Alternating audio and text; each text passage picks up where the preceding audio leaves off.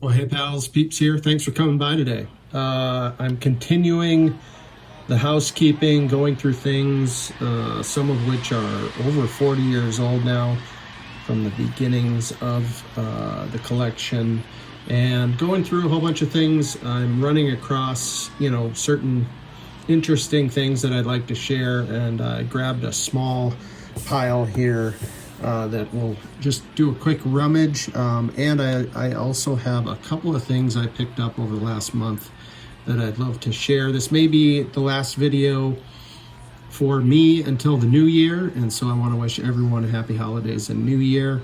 Let's get right to it. So as you can see, I'm featuring a couple of recent acquisitions. The Kirby Puckett, which I shared in a previous video, it is a buyback, the silver stamp buyback from the Rediscover Topps program.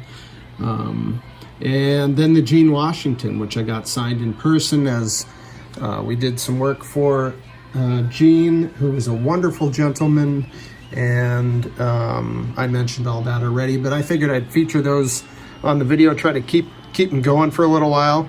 And what I did was I pulled out a stack of things to just do a quick rummage and talk about them quickly, because I found them interesting in one way or another.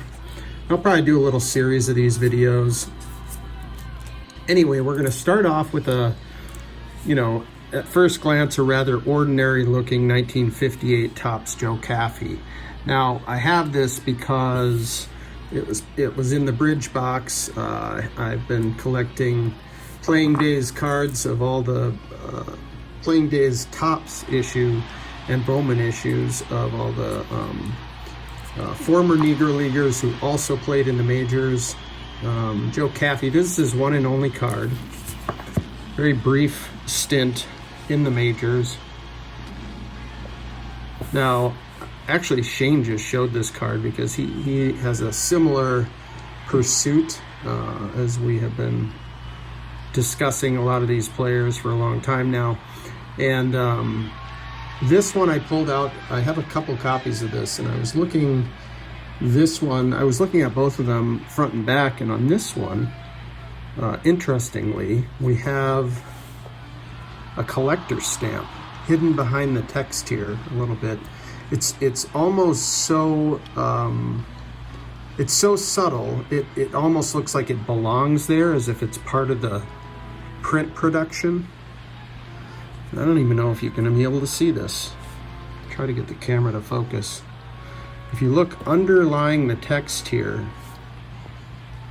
it says Gerald Hammelberg, and I presume that would have been the collector who stamped their cards. So I just found that really fascinating. It's the only card that I know of in my collection that has a stamp on the back like this. I don't know, I just thought that was cool. So Joe Caffey, we'll put Joe on the board. Seems rather serendipitous that I would run across this right after Shane showed I believe it was a Heritage Real One Auto that Caffey did. It's a reprint of this very card, but it's a on-card autograph from 2007, which is really cool. It's a card I've been looking for, actually. Anyway, let's get to the next one here. This one I thought was cool. This fits perfectly in my sort of Unbreakable Records collection. Of course, this is Cal Ripken tipping the cap after breaking Lou Gehrig's consecutive games record. That's cool. I love the design of this. I love how the background is kind of washed in pink and really allows Cal to pop out from the card at the tip of the cap. And it's a checklist card. It's Upper Deck Collector's Choice. Let's show the back here. It is the checklist, but it does talk about that moment. And I love how in baseball cards there is a bit of a tradition to put these big moments on a checklist. And some of them I think are just fantastic. Just this year, Topps has a couple of checklists that are really great. Anyway, ran across that one, and that will be sorted into the appropriate box. What else? Another couple unbreakable records here, just some penny sleeve cards I came across. This is the 90 Donruss Nolan Ryan commemorating the 5,000 strikeout mark, another unbreakable record in my opinion. It's a really nice copy of this one.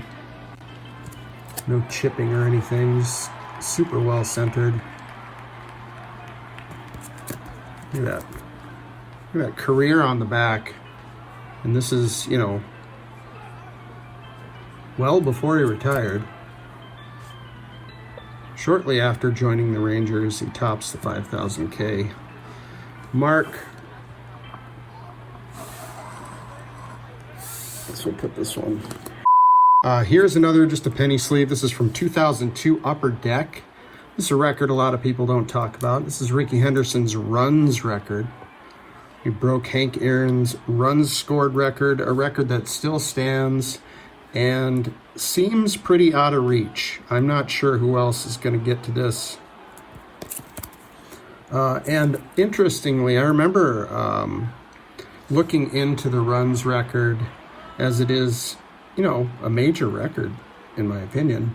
And this card is like one of the only cards that recognizes the runs record. 2,248 runs scored, toppling Hank Aaron. And you'd think there'd be more celebration of this one. Boy, that glare is terrible. Let's take it out of here. Just wanted to show you the foil. It's got kind of the record is stamped in foil across the face. Of course, Rickey was with the Padres, which is somewhat, well, I just don't think people associate Rickey with the Padres often anyways. But set some pretty high marks in terms of record numbers while he was with the Padres at the very end there. And yeah, that's just a great card. Here's a couple I found interesting. Kind of a I don't know what to say about this. We've got the 85 Yogi Berra manager card. And what's kind of fun is I also ran across, get some focus here, I also ran across the 85 Billy Martin manager card in the Topps traded.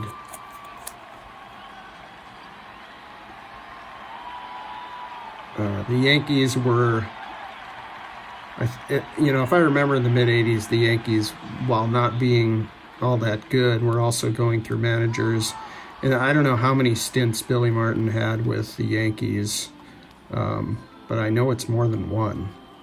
And I just thought this was funny. A couple of Yankees legends trading spots here in the same season. I thought these kind of went well together. And in the same, sort of the same spirit, I guess, I ran across a bunch of Diamond Kings, of course. I had a bunch of inserts from the late 80s and early 90s, and I ran across this one, this Brian Downing. Shout out to It Cometh a Egg. Of course, Egg collects the 82 Downing. Anyway, 90 Diamond Kings, Brian Downing. And then I ran across another one, which is the opposite. So, you know, honestly, I know there's a lot of, you know, things that happened in the heavily printed sets of the of the late 80s and early 90s. I wasn't aware of this, and maybe this is probably quite common, I'm guessing. But yeah, I just thought that was funny. Ran across this. Everyone knows this one, the Bo Breaker from 91 Score. This was like a special insert, or no, it was at the end of the set, number 773. Great back on this. Just a really fun one. Happy to run across that one. Let's get the Downings on the board. What the heck? All right, and last but not least, in terms of the housekeeping, I grabbed a bunch of these. I tried to round up as many as I could from the early days of my collecting. And I want to give a shout out to Brent Richards and baseball cards. Brent has shown these Provisions and other Fleer artist renditions of players with a lot of imagination, let's say, and also showed source imagery for these Provisions, these first few anyway, and just super interesting episodes. Go check that out. I'll leave a link to Brent's channel below. But anyway, just figured I'd show what I had, and I came across a few. 2 Canseco's. I feel like I probably have more of these somewhere. Anyway, 2 Jose Canseco's. In pretty good shape as well. Not bad at all. These are super cool to hit. I remember back then just thinking these were awesome. And the Mattingly. Great shot. Donnie Baseball holding a couple of bats there. Then we go to the next year. These black ones were from 91. These are 92. Let's see. There's a whole bunch of these. I must have ripped a lot of 92. A couple of Ripken. Also an unbreakable record there, 2130. It's really cool. It's kind of etched into this wall behind Cal. Love that. Couple of Big Hurts holding a whole bunch of bats. I wonder what it says on that bat. Let me get a magnifying glass. See if we can read that. Can we read that? Oh, it's a stick of dynamite. It's a stick of dynamite in there with a number on the clock counting down. 9 minutes and 16 seconds. So 9 minutes and 16 seconds. Maybe I'll make this video 9 minutes and 16 seconds as a shout out to the Big Hurt. Then we've got Nolan, 3 Nolans from the 92 Fleer. I don't know, let me know if anyone wants to trade for any of these. Ken Griffey Jr., of course. This one's a bit off center. Wouldn't mind a nicely centered copy of this one. Pretty cool. And then from 94, I found 4 of these. I think I probably have a few more of each of these inserts or subsets. Got Matt Williams here. And we go on to Carlos Baerga. Just great artwork on these. Juan Gonzalez, the cowboy hat. Mike Piazza. I feel like Topps' latest insert, Mystical, is sort of, in the neighborhood of some of these.